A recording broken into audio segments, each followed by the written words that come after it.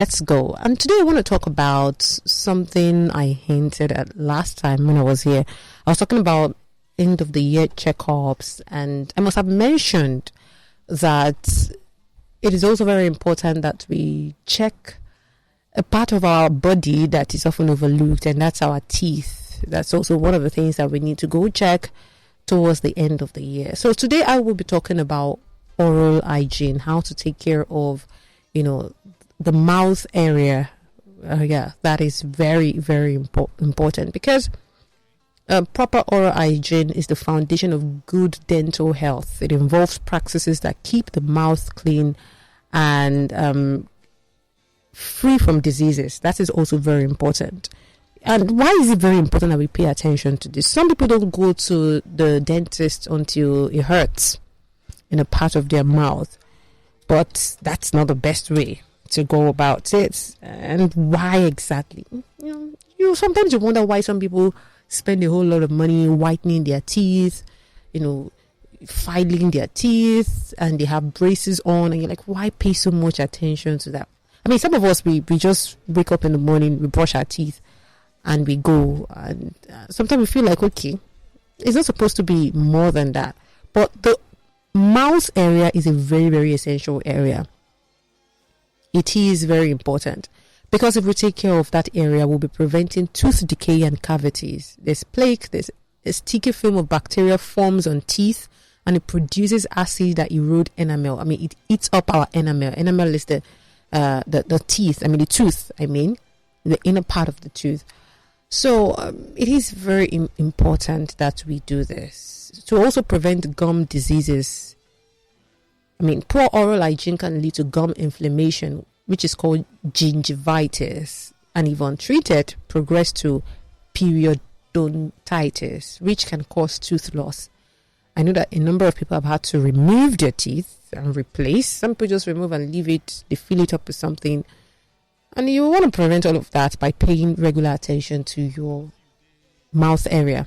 And it also gives us healthy gums, which protect the teeth and prevent bone loss around them. But this is very important that we pay attention to our oral hygiene because of bad breath. Yeah. And what causes bad breath? Food particles, plaque, and gum infections contribute to bad breath. So good oral hygiene, including brushing the tongue, it helps maintain fresh breath. I'm going to get into all of that. But then it also protects against tooth loss, as I mentioned. It improves the overall health.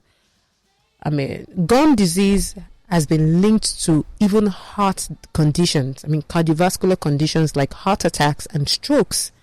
I mean, it doesn't seem like it, but these things have been connected with people. And good oral hygiene also helps control your blood sugar levels by reducing oral infections.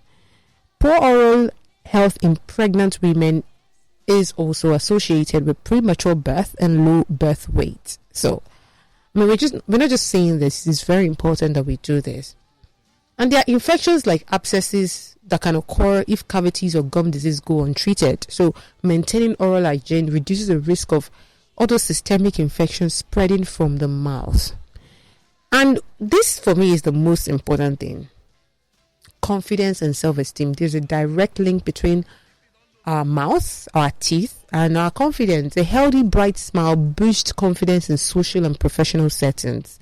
And poor oral hygiene can lead to stained teeth, bad breath, missing teeth, and these things can affect our self-image. Of course, we know that. And in the end, it helps us save money on dental treatment. I mean, if you go to the dentist now, you know that those sessions are no longer, they're not getting cheaper. And they say prevention is better than cure. I mean, preventative care is far less expensive than treating advanced dental problems like cavities, root canals, or even tooth replacement. And when we watch what we eat or when we are very conscious of our teeth and our gums, then we're also ensuring proper nutrition. What do I mean by that? When you have healthy teeth and gums, these are things that are very essential for chewing and enjoying a wide variety of food. So, I mean, there are people that can't chew bones, they can't chew anything that hard or that's solid, and that's without feeling pains. So it is very important. Tooth pain or loss can lead to dietary restrictions and nutritional deficiencies. And as I mentioned, regular dental visits, part of good oral hygiene, also allow early detection of oral cancer. People have cancers in the mouth. Yeah. So when you go regularly to your dentist, there's early detection if it ever happens. There are also jaw disorders that can be spotted early. And that is that's why I'm going to take time to really talk about it this morning. You are welcome once again. So let us talk about how to take care of our teeth or our mouth. That's oral hygiene, the basics. We know some of these things. Brushing. You use a fluoride toothpaste and a soft bristled toothbrush. And I'm going to be addressing something around this because some people have some misconceptions around toothpaste, around brushing and all. I'll quickly do that once time permits. But we know that we need to use fluoride toothpaste and a soft bristled brush. We need to brush at least 2 times a day, especially before bed. Yes. And I think that's because by the time you go to sleep, you close your mouth. I mean, you're not talking. So, I mean, if you have some bad bacteria in your mouth, because your mouth area is warmer at that point in time because it's closed, it enables them to grow faster. Yes, so it's important that you also clean your mouth before you go to sleep. I mean, you have fewer bad bacteria and you don't wake up with pregnant, organs who are ready to multiply and multiply and multiply. And the technique to doing this is to place the brush at a 45-degree angle to brush the gums and use gently. And sometimes do a circular motion as well. Some people do direct 90 degrees or something, I don't know, and some people do 180 degrees. That's not what to, I mean, slant, don't just go straight and don't just go horizontal and vertical. Slant it a bit, which is like the 45 degrees, but go up and down, and I mean, that should help gently. And I see some people, they're really too hard on their teeth. You will spoil your gums if you're too hard on your teeth, especially with the toothbrush. And some people they use very, very, very strong brushes. I'm like, this is not jeans. I mean, that's your teeth. Please go gently on the teeth. This is very, very, very important. And yeah, some people believe that brushing harder cleans better. But then it is proven that gentle brushing is more effective and less damaging to the enamel and the gums, as I mentioned. And yeah, that's what I wanted to correct there. So people just believe until you scrub it and scrub it and scrub it. All right. Let's talk about flossing. I know a number of people floss. Flossing daily to remove food particles and plaque between teeth where a toothbrush can't reach. This helps as well. Sometimes it's not, no matter how soft or hard your brush is, sometimes it can't really get in between your tooth and to some inner areas of your teeth. So flossing helps. So use dental floss or interdental brushes.